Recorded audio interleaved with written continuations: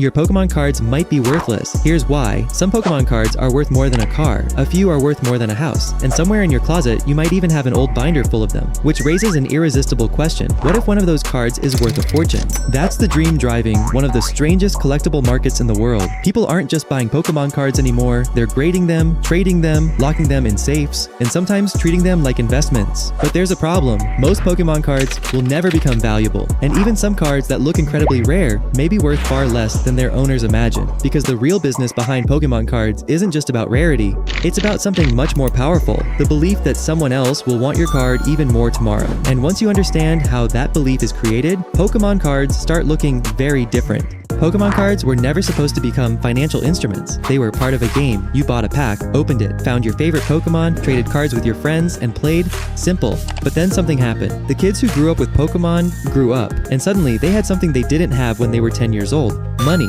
That changed everything. The cards sitting in childhood bedrooms weren't just pieces of cardboard anymore. They became memories. And nostalgia is one of the most powerful forces in consumer psychology. A toy can remind you of being a kid. A card can remind you of opening packs with your friends. And once enough adults want the same childhood memory, nostalgia becomes a market. But nostalgia alone doesn't explain why one card can be almost worthless, while another can sell for extraordinary amounts of money. For that, you need something every collectible market depends on: scarcity. Imagine two cards. They show the same Pokémon. They look almost identical, but one is worth a few dollars. The other might be worth thousands. Why? Because collectors don't just buy characters, they buy differences. Different sets, different print runs, different artwork, different languages, different conditions, different histories, and sometimes extremely limited releases. Every difference creates another layer of scarcity, and scarcity creates a powerful psychological effect. If everyone can have something, there's very little urgency. But tell people only a tiny number exists, suddenly they don't just want it, they fear missing it. That's the same psychological engine behind luxury handbags, limited sneakers, watches, and even Labubu. But Pokémon added another ingredient that made the market even more powerful: randomness. When you buy a sealed pack, you don't know exactly what you're getting. Most cards may be ordinary, but maybe, just maybe, the next pack contains the one everybody wants. So, you're not only buying cards, you're buying anticipation, and anticipation can be extremely profitable. But there was still a problem. How do you convince two strangers that the card they're trading is actually worth thousands of dollars? That's where things get really interesting. Take an old Pokémon card out of a drawer. You might think it looks perfect. A professional grader might disagree. Tiny imperfections can matter: corners, edges, centering, surface condition. And once a card is professionally graded, something strange happens. A children's collectible suddenly begins to look like a financial asset. It gets sealed inside a protective case. It receives a grade, it receives an identification number, and now buyers can compare it with other graded copies. The difference between an almost perfect card and an exceptional one can dramatically change what collectors are willing to pay. Think about what happened here. The industry created something every functioning market needs: standardization. Because if buyers trust the grade, they don't necessarily need to hold the card themselves before deciding what they'll pay. That makes cards easier to trade, easier to auction, easier to compare, and much easier to speculate on. A hobby was slowly developing something that looked surprisingly similar to financial infrastructure.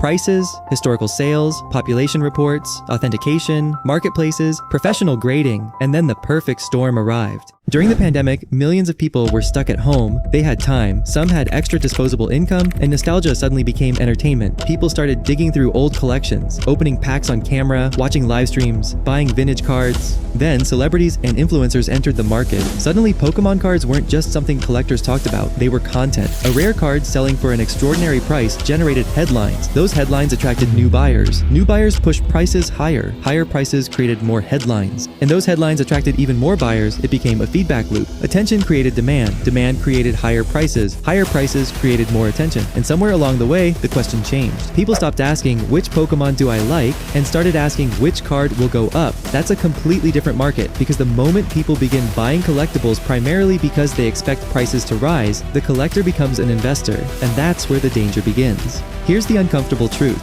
A card being old doesn't automatically make it valuable. A card being shiny doesn't automatically make it valuable. And a card being labeled rare doesn't automatically mean collectors will pay serious money for it. Value requires more than scarcity. It requires scarcity plus demand. Imagine there are only 10 copies of a card in the world. Sounds valuable, but what if nobody wants it? it. Then its rarity doesn't matter. Now imagine millions of people desperately want one particular character, but only a tiny number of high-quality early cards exist. That's different. Scarcity matters because demand exists. This is where many collectors get confused. They see extraordinary auction prices and assume Pokémon cards are valuable, but that's not really true. Certain Pokémon cards are valuable. Certain editions, certain conditions, certain histories, at certain moments. That's a very different statement. And there's another problem.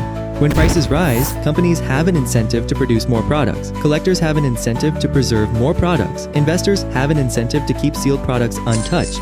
Which means modern collectibles can face a strange paradox. Everyone thinks today's products will become valuable because yesterday's products became rare, so everyone preserves today's products. And because everyone preserves them, they may never become as rare as the originals. Think about the most valuable childhood collectibles. Many became scarce almost by accident. Kids opened them, played with them, damaged them, lost them, threw them away. Nobody was thinking, I should protect this for the next 25 years because one day it'll become an investment. That's exactly why pristine examples can become scarce. But today, collectors buy protective cases immediately. Boxes remain sealed, cards go straight from packs into sleeves. Entire businesses exist to preserve collectibles perfectly. Everyone is trying to manufacture tomorrow's rarity. But if everybody saves the rare thing, how rare will it actually be? That's the paradox. And we've seen versions of this story before. Beanie Babies, comic books, sneakers, NFTs, Funko Pops, different products. Similar psychology. People see something increasing in value, they fear missing out, more buyers arrive, prices rise, and rising prices become evidence that the buyers were right until they aren't. But Pokémon has one enormous advantage many speculative collectibles don't.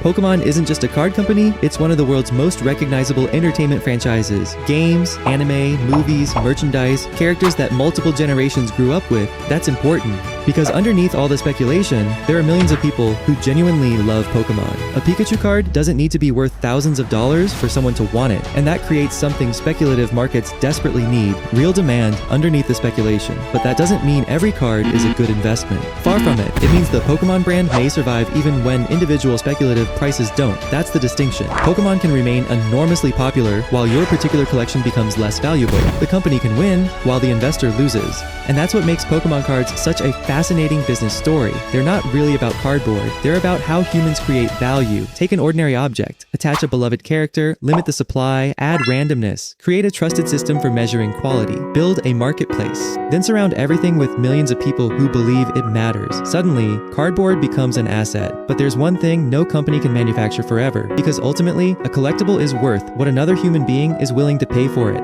Not what you paid, not what somebody listed it for online, and definitely not what you hope it'll be worth 20 years from now. So your Pokémon cards probably aren't worthless, but they may not be the investment you think they are, because Pokémon created the cards, collectors created the market, and together they created the value.